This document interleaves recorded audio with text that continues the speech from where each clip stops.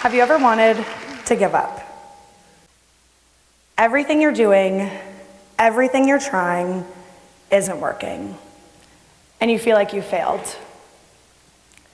This is something that happens to us a lot as educators, only the stakes are higher, because when we fail, our students fail.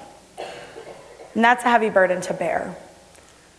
So I want to take this moment to recognize the fact that we do show up every day. We're there for our students, we support them and differentiate their every need, and that's a success. That's important and is something we need to feel proud of and be recognized for. At the beginning of the school year, I had a student who could hardly mutter a few words and sounds. And anytime we asked him to complete his work, he would hit, yell, or just run from the classroom. And it was one of those moments where I wanted to give up. It felt like nothing was working. But I didn't give up. I came to work the next day, but I came with a new approach. Instead of forcing us through a literacy lesson that was going to yield little to no results as they had the weeks leading up, I decided I was just going to observe my student, figure out what he enjoyed, the things that he liked, because he couldn't tell me with his words. My students started taking this red wagon with them out to recess. And as soon as Johnny got in that wagon and was being pulled around, his face lit up. He was so happy sitting in this red wagon. So I brought out some work on a clipboard and asked him to do it. And he did.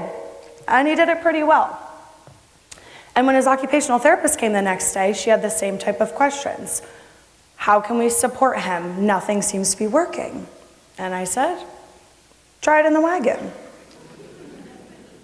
And she did. And he did all of his work again. So at this point, I knew we were going to need to take something from outside of the classroom into the classroom to support his needs. The wagon became his chair. And now, I'm sure you're thinking at this point, as an elementary school teacher, as a special ed teacher, how can you bring in one really cool red wagon seat without it causing an uproar of, that's not fair and I want one? But that's not what happened in my room. We have a very clear policy that the students learn from the moment they enter my classroom, and that is that every student has their own plan. My students know that we're all different, which means we all need very different things. Equity is something that we talk about a lot in education, but we can't create an equitable classroom environment if we don't first teach our students what it looks like and what it feels like. This doesn't happen overnight. It's something that we practice a lot. I give my students the chance to perform in front of their classmates, and I'll give them a scenario like, someone got something that I really wanted, what would you do? My students kind of follow these guidelines and determine what they're feeling, because it is really important, how they can stay safe, and what they can do to be responsible so that they can continue their learning, and so can their classmates. My students would typically say something like, I'm really jealous that Johnny got the red wagon, but I cannot take it from him because I gotta keep working so that I can get my behavior points or earn my incentive or go outside or whatever it may be in your classroom. If we continue to allow our students this chance to practice, they are going to have better reactions. I think we've all heard at some point in our lives that practice makes perfect. And this is true even in practicing our responses to things. And the more our students are prepared, the more likely they're going to have a better reaction the next time a crisis occurs. And I use the term crisis very deliberately here, because although it may just be that a pencil broke or someone skipped me in line, or that someone got a very cool red wagon chair that you really want, our students are having crisis-like responses. Their hearts are racing, they're out of breath, they're tense, they're scared, and we need to help them through these feelings and support their needs, whatever they may be. On the first day of school this year, I had a student who was identified as a heavy hitter. And in the world of education, we all know that means someone with a significant behavior challenge that happens over and over again that we have not found a solution to yet. We all need to find the solution to support this child. They are not going to find it on their own. They are just children. But Sarah comes to school, does all of her work, follows directions, is kind to peers. I am thinking summer break was great for Sarah this year, until it was time to go home. I take a group of students out towards the car rider line, and as soon as we turn the corner to the lobby, Sarah takes off. I mean, she is running so fast. I'm running behind her. I've got a team of people running behind me, and all I could think is, what just happened? We had an awesome first day of school, and now it's everybody's favorite part of the day, time to go home. Why are you running now? So I had to take a moment to pause, identify my feelings, be safe, and be responsible. And so we were able to get Sarah into her car at the end of the day. Now that's when I had colleagues come up to me and they said, well, Miss Gloyd, Sarah actually got picked up early every day last year because car rider line was too hard for her, and she runs.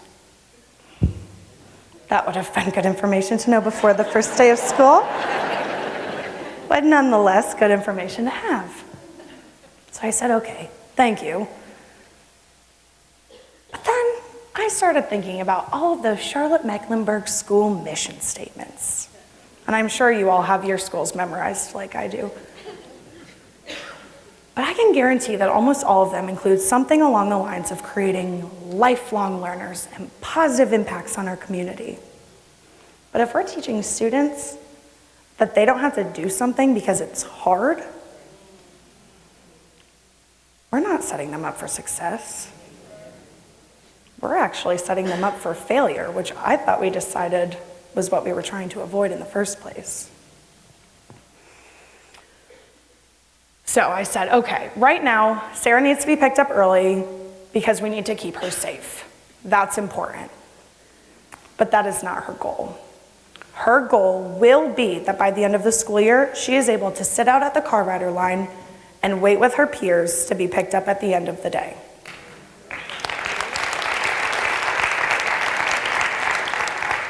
The higher expectations we've set for our students, the more success we're going to see. If we keep low expectations for them, that's all they will ever achieve.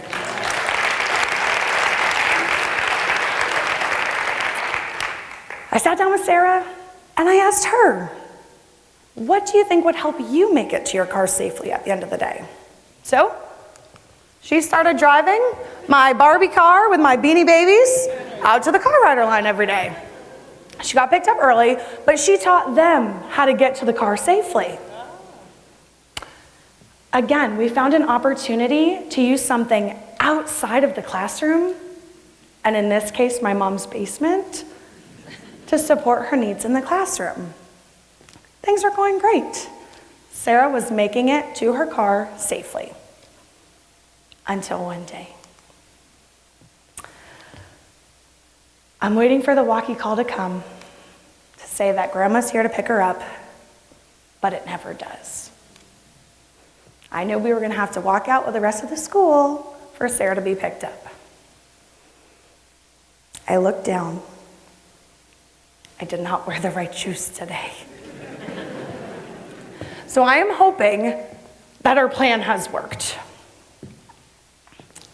Sarah and I walk out, and she sees all of the other students sitting out there, and she just looks up at me and goes, why aren't I out here?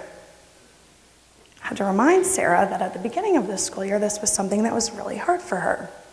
And she just laughed and goes, well, I can do it now. I told her that I knew that she could. So I went and talked to Grandma, and I said, tomorrow, please don't come early. Please wait in that car rider line, which I'm sure she wasn't too happy about because I know how long that line is.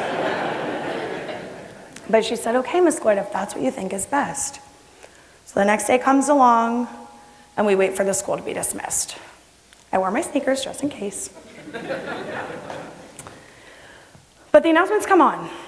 I walk out with Sarah.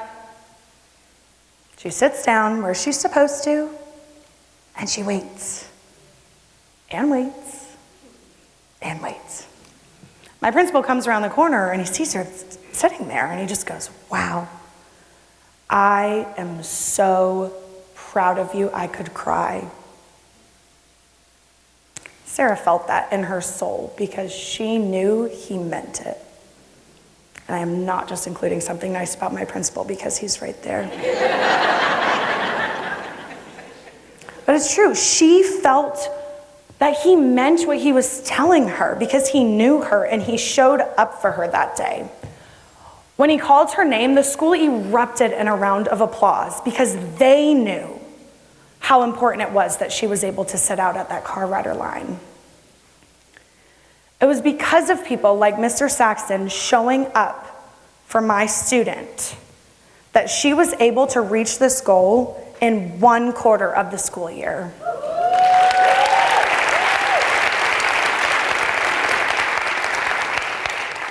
It took 1/4 of the time that I even anticipated it to because everyone was there to support the different needs of her and all of my students. I had 4 students at the beginning of this school year who did not know all of their letters and sounds.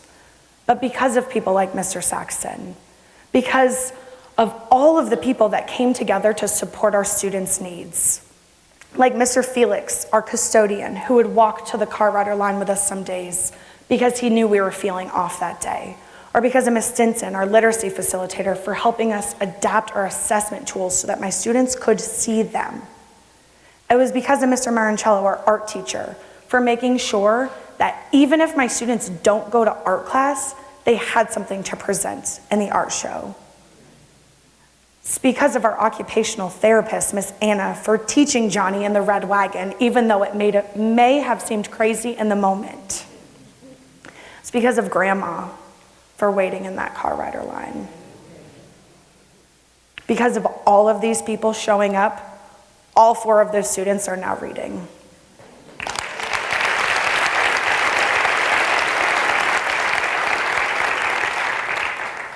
Johnny in the red wagon. Yeah, amazing, right? I mean, I couldn't even test him at the beginning of the year because he wouldn't speak, but because we gave him an opportunity to feel safe and comfortable in the classroom, he made well above average growth in every area.